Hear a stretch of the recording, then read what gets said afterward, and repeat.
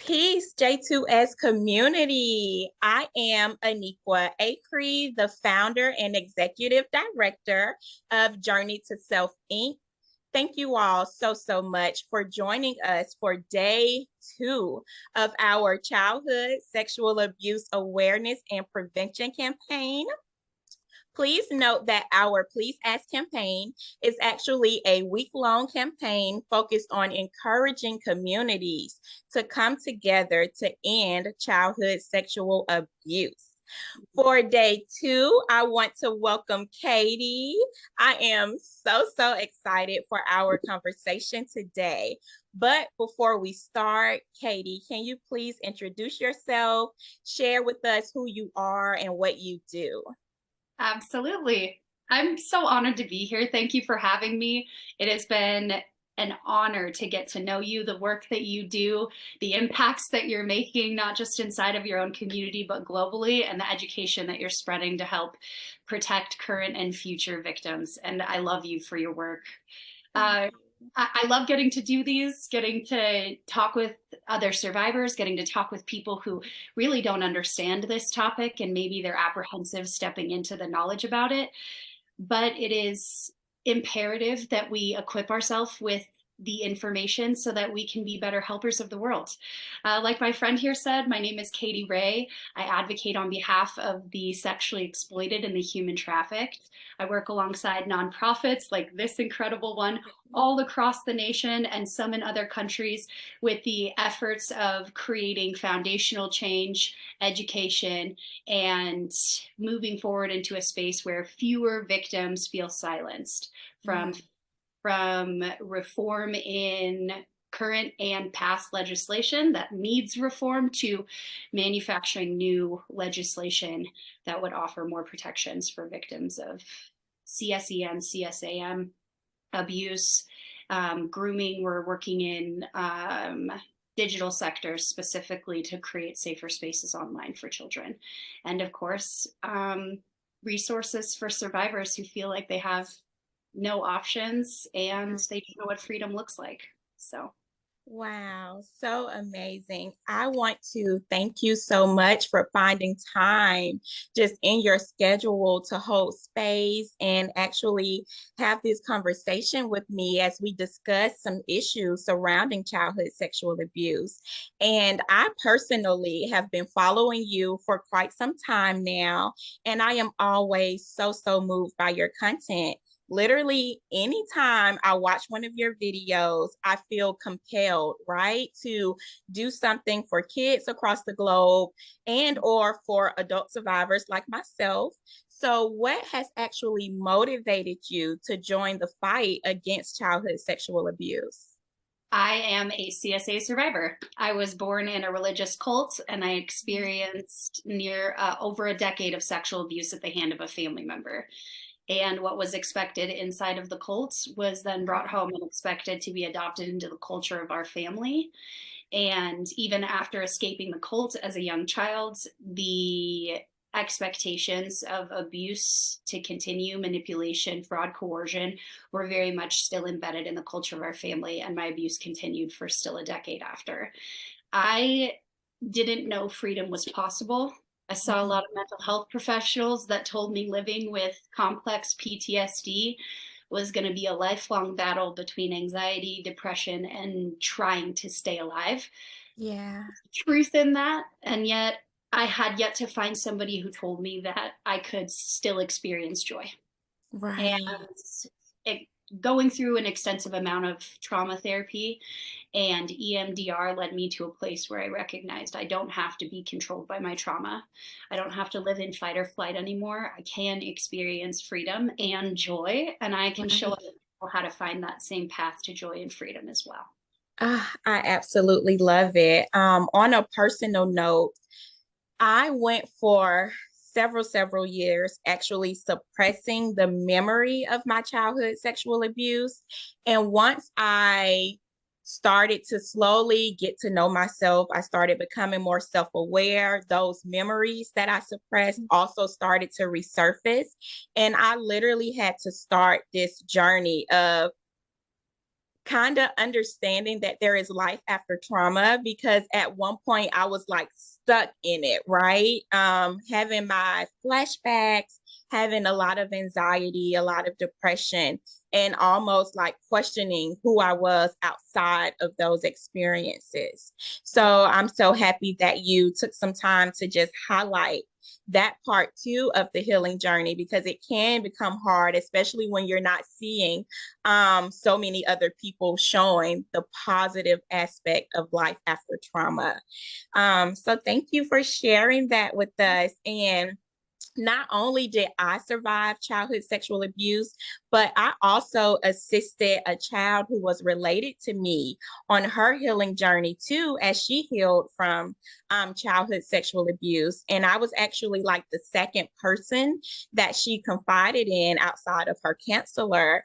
And so I was also responsible for like accompanying her to the police station.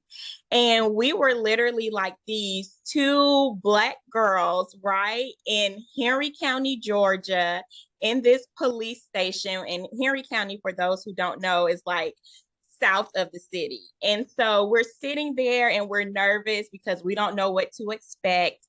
And at one point, this officer, he walks up to us, and instead of like sitting down next to us or even like maybe moving us to a private space, he stands over us, Katie, and he's like looking down at us and he's talking to us and asking us these somewhat private and hard to discuss questions.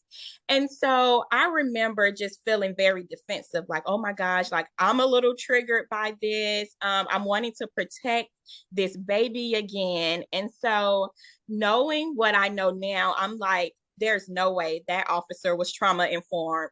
And you would Yes. think, right? You would The think only he thing I can would think be. of. Right. And so all of that literally makes me think of just all the other kids out there, that may have had a similar experience. And so, do you believe that the current legal system actually supports our effort in ending childhood sexual abuse, or do you think there may be some weaknesses there that makes it tougher? Oh my gosh. I think there are amazing people in every field who want to see children thrive, and they believe there's more that can be done, and they personally individually pursue those levels of education, certificates, trainings to try and be better for this current and future generation. Yeah. And yet the system as a whole does not. The system as a whole does not. It is constantly fighting back against every person who tries to come up and say, as a whole, we need to do Right. better. We need better legislation. We need harsher punishments for abusers. We need to do better. As a Right. whole, the system is like, shh, Exactly. don't be too loud. And I'm over here like, let's be clear. I will scream until my voice goes out. I will not be. I was silenced my entire childhood. Mm-hmm. Didn't feel safe to talk about my abuse in my young adulthood. I came forward and started talking about my experiences Yeah. just a few years ago. Just like within the last 5 years, I started very publicly sharing my experiences and the freedom that I found. And the number of people who were like, how do I find that too, was astronomical, because they were in the same boat I was, silenced for long enough that they wouldn't have even known how to find resources if they wanted to. Yep. But also, the legal system has been really well put together to insulate and protect predators and So offenders. true. And it's a problem. We see it, we recognize it, we call it out, and I've said it before, I'll say it again, then there's no better victim than a dead victim, because a dead victim doesn't come forward to try and out their abuser. They don't try to come forward to speak about the injustices happening inside of our systems. They don't try to Right. come forward and change legislation. They simply are as silent gets. And we're done calling the perfect victim dead. No more. Right. There is no perfect victim. There are Mm. just people who've been egregiously harmed and Right. deserve justice, whatever justice looks like for them. They deserve it. Yes. And we're going to fight for it. We won't shut up. We're going to keep going. But our system Exactly. is very much broken. And that's why incredible humans like my friend, myself, millions of others are climbing this hill to try and create foundational change through. Exactly. Exactly. Wow. Everything that you just said is exactly why I was hoping and praying that you would agree to just be a part of this campaign for this year. And so I know for a fact that you're doing so much work in the area of system change, right? And I actually recently saw a video where you talked about possibly getting an opportunity to talk with some lawmakers about issues surrounding abuse. So I know we kind of touched on this a little bit, but could you share more about that opportunity? And also, do you agree that the concept of being trauma informed is somewhat imperative and needs to be required for certain individuals, especially when we consider like legal staff and healthcare staff and even teachers for that matter? Absolutely. So I'll touch on your first question. I am going to Washington, D.C. the 5th through the 7th. I will be doing a roundtable with several incredible humans from across the nation. We'll be speaking to youth across the nation about how to improve the digital landscape for themselves, for current and future generations, and teaching them how to advocate for themselves legislatively, because honey, no one's coming to save them. They've got to Right. learn how to advocate for themselves legislatively. We're going to do our very best, but when we're long and gone, we want to make sure they know how to fight for themselves when it comes to Exactly. making law. So we're going to teach them, and we're hoping that they get to take this and go and duplicate it into the world. And Right. yeah, I 100% agree that everyone needs to be trauma informed. Every single person. If you want Yes. to be a helper of the world, you can literally change lives being able to remove your rose colored glasses and seeing behavior for what it really is. When you see wrong crowd behavior, the likelihood everyone in that wrong crowd has unaddressed trauma. Right. If we simply knew how to behave and operate in a world with these people in a different way, how many lives could we save? How could we fundamentally, foundationally change the trajectory of an individual's future if we knew what we were looking at was not an addiction to drugs, but it was a Right. trauma response? Someone's trying So to cope. important. Oh my gosh. Like, but you've got an 11-year-old showing up to school drunk and high, red flag. Exactly. When you're trauma informed care trained, you're going to have an ability to see people as in with indicators. This child is Exactly. Oh my now God. indicating every red flag for trauma. Yes. How can I operate in a space differently with them now, instead of giving them in school suspension for flipping a table?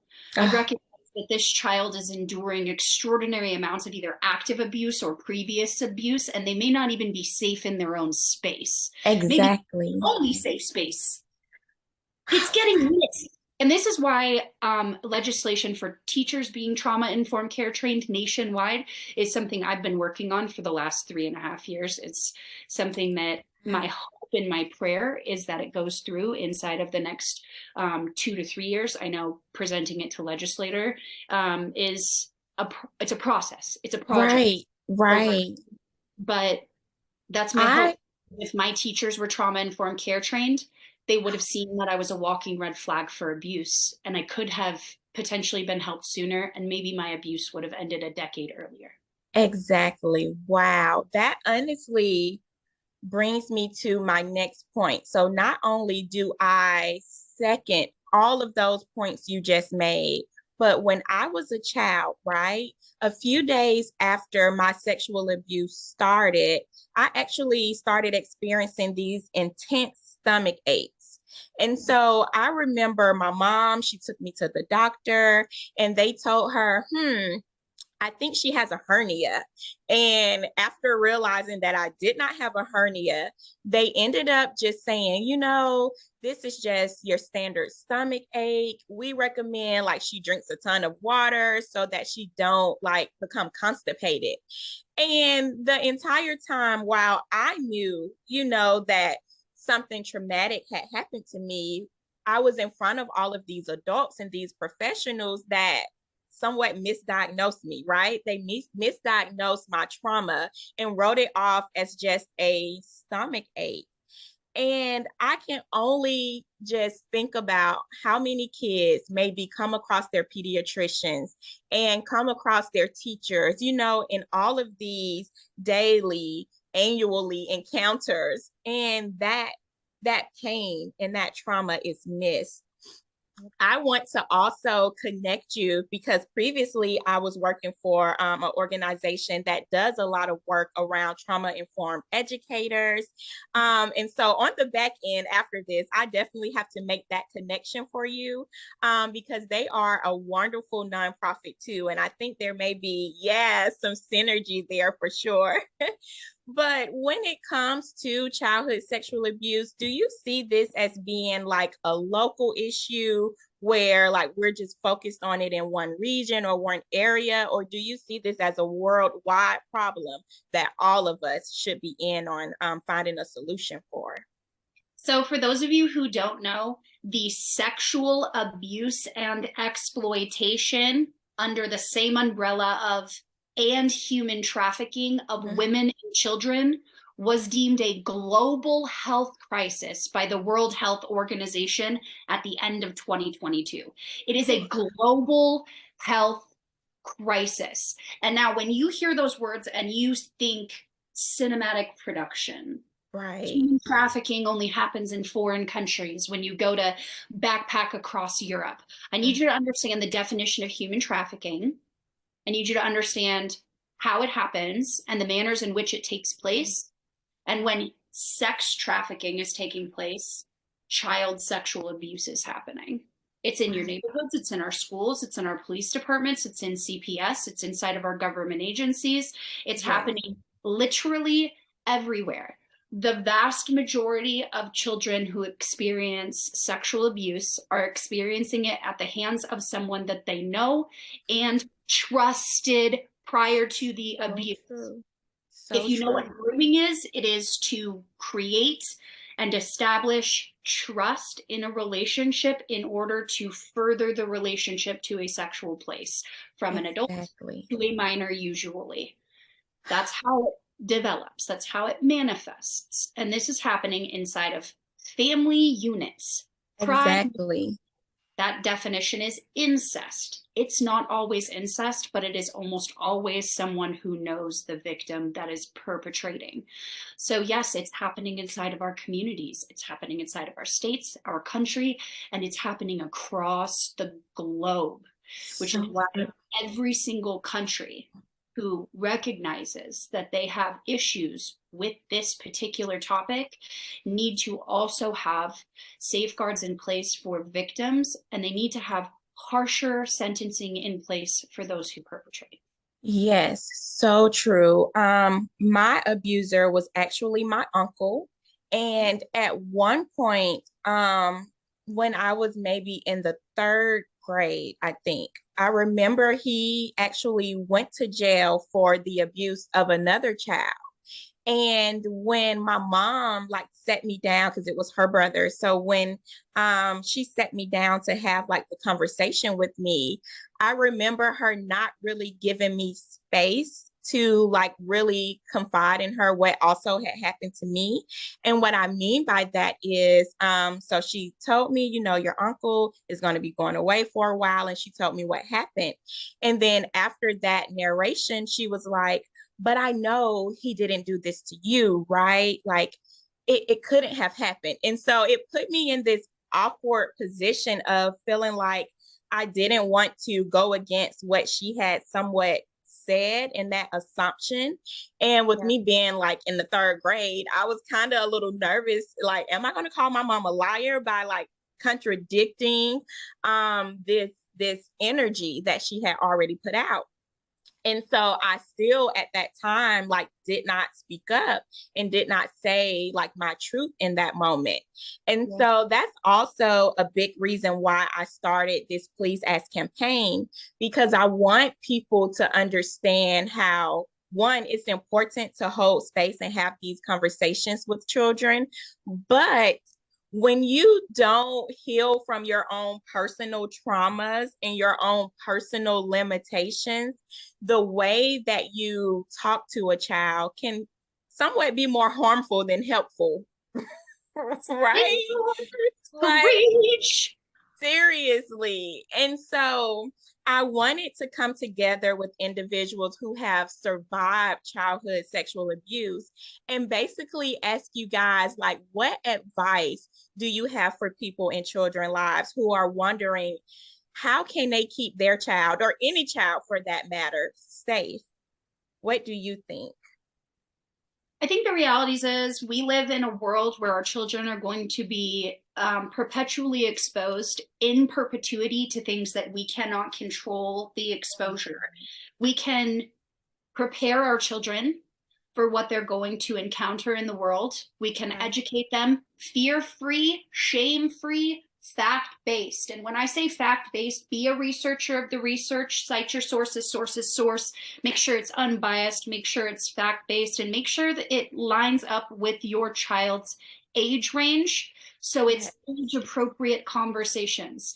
So often I get parents saying, I'm terrified to bring this up. What if I mention it to my kid first and now I've just created an interest in it and they go looking?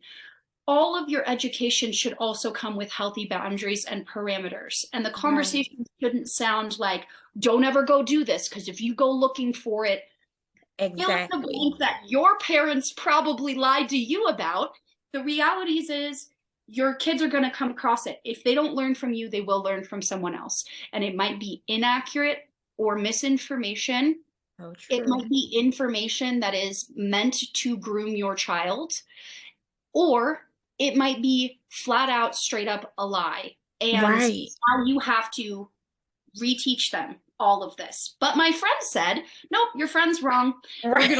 We're gonna learn the right way today. Your kids Yes. are already hearing these conversations on the playgrounds from their friend, and they're getting a biased view based on how they heard it from a conversation from their parents, and it was a conversation they weren't even supposed to hear in the first place. So true. You've gotta be your kids' first line of defense when it comes to information, because we are in a digital age where information is readily available at their fingertips at any point in time. They can Google something, and you don't know if the information they're Googling is inaccurate or if it's even appropriate for them to consume. But do not be afraid.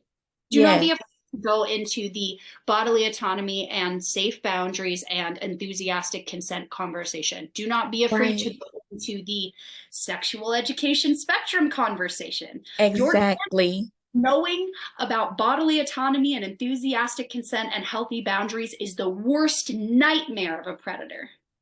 Yep. The worst nightmare of a predator. Because if a predator cannot effectively groom your kid, it is so much more likely that they will be exposed. Right. Exposed without having been able to even effectively abuse your child.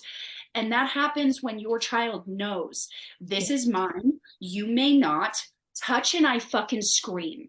Exactly.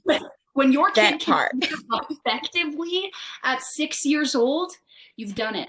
You've done it. You've done it. You've done it. But don't be afraid. So true. You have to be your child's open door policy first line of defense with answering all of the questions.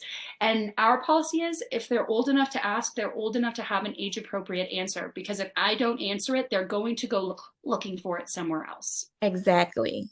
That's so true. That is some great advice. And I also want to point out, so of course, this is day 2, right, of our 5-day long campaign. But on day 1, we actually had the opportunity to hear from Arthur Diggs, who actually writes these amazing body safety books. And so her entire conversation for day 1 was surrounding how to have these age appropriate conversations about body safety and about consent and boundaries with children. So for anyone who missed that informing information, please be sure to head over to our YouTube to check it out. But Katie, I love her, by the way. Oh, That she's author amazing. is amazing. She's amazing. She's I amazing. recommended her books all over my platforms. Dead serious. If you're looking for a way to just have this conversation with your kid because you don't know what the fuck you're doing, it's fine. Yes. Read those books to your kids because this author did it for you, and she did it in an incredible way. In an incredible way. And then to even top it, make sure you guys are following. So I am of course going to tag Katie in everywhere that this session posts, but all of our speakers will be tagged and featured throughout this week on J2S platform. So you guys have to also follow Author Diggs, because for this week and for her being a speaker, she's actually going to be giving away some of those books. Yes. So you have to make sure you follow us so you could see how you can get your hands on this amazing life-changing material for free. An absolute blessing. But Katie, before we wrap up our conversation, I truly want to thank you for always just shining a light on the darkness that is literally happening right under all of our noses, and being this source of just support for me and for other survivors out there. I know so many people are like, how can we follow her? How can we support the work that she is doing? So please let us know how we can engage with you more. Oh my gosh. I honestly, again, am just so honored to be here. I love being able to further the conversation and reach people who may not have even known this was an issue, let alone those who know it's an issue. It's happened to them, but they don't know freedom's possible. You can find me on all platforms, The TikTok Advocate. That username will translate from TikTok to Instagram and also to Facebook. And I have playlists specifically dedicated to elevating stories of survivors that are looking for justice and freedom, to holding big tech accountable for the places that they have allowed predators to thrive on their platform, to offering child safety tips for parents who want to navigate alongside the use of tech with their minor children. And I think those conversations are imperative as we're continuing to literally be thrusted into a digital space that we did not consent to. Right? To us. So the best thing that we can do is keep ourselves informed, and then do the most important part, which is keeping our children informed as well and walking with them alongside that journey. So you can find me on all platforms there. And for those of you who are going to be watching this on my channels, I need you to follow my friend here on all of her channels. This is Journey to Self. Extraordinary human being. The work that she's doing, I am in awe of, and I am honored to be partnered alongside you, my friend. Oh my gosh. Thank you so much. And thank all of you who are viewing right now. Please be sure to like and share this video so that it can reach and empower all of those that it is intended to assist. I look forward to welcoming all of you back for day 3. We will actually get to have a one-on-one conversation with another survivor who will be talking about what life is like actually healing from childhood sexual abuse and being a parent at the same time. So until then, please be sure to comment and let us know what you are doing to help see childhood sexual abuse come to an end. Until next time, y'all. Thank you again, Katie. Thank you.